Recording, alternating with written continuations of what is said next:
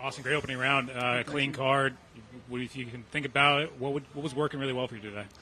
Yeah, it was nice to have a great round. It's been 2 in the last 3 weeks where I've really got things going, and it's just great to have a little confidence on the golf course. So that's the big thing for the most part, is just confidence level is high. But the ball striking was great today.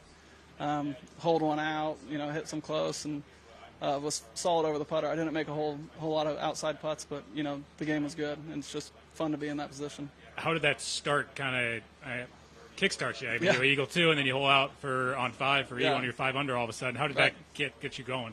Yeah, I mean, that can do one of two things. It can get you, thinking too far ahead, but luckily I didn't get too far ahead of myself, and I knew the game was good going into the week. I felt confident, but then to actually go out and be 3 under through 2 is a huge boost. It's kind of gets you ahead of the field early, which is great. What was the reaction to that shot on 5?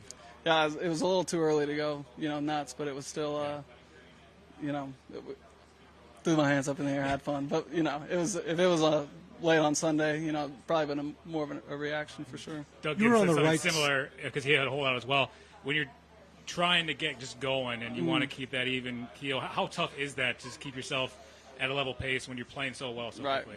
It kind of on the hole out, it kind of helps whenever you have a time to sit down and watch the other guys finish the hole and kind of move on past it. But I've never made a hole in one on the PGA Tour. I imagine that's a hard one to move on from. But just focus on your breathing and just relax yourself. So where you seem to according to ShotLink, where your drive was positioned, a lot of shots get blocked on that side. Were you blocked? What did you have there? On what hole? On 5. On 5? No, I was past the trees. I had 139 yards down to 136. So wide open shot. It was in a good spot for sure. Good number. Oh yeah, perfect full swing gap wedge. Yeah. You have to go low here pretty much every day. How do you turn this round into a solid round tomorrow? Because it's very easy to, if you take your foot off the gas pedal at all, you could all of a sudden go from where you are to 10 strokes. Oh yeah. Down. Yeah, I mean, 8 under is a great score, but it's not like I ran away from the field at all. That's just kind of, when the conditions are like they were this morning, that's what you have to do. It's just gonna try to do more of the same, but I'm definitely not in a safe position to where I'm going to be automatically in contention on the weekend. I got to go play some good golf, and that's the main focus.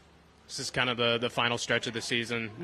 You need FedExCup points. Is that in the back of your mind? Are you thinking about that, or are you just trying to play golf? Yeah, I mean, I'm just trying to play golf. I want to make the playoffs, obviously. I'd say it's easier in my position with having a job next season, already locked up, to not focus on it too much. But, it just sucks I'm not in the majors right now, and, you just want to play good and be competing. So I think that's more the side of it is, I'm missing out on some really cool opportunities. But, that's just got to keep your head down and keep making birdies. It's one round, so maybe a tough question to answer on a Thursday. But do you like being chased, or do you like being the hunter? Kind of what's your mentality when you're on the golf course? It's more under par is always better, I would say. But there is a mentality switch for whenever you're chasing somebody. I've been in both situations.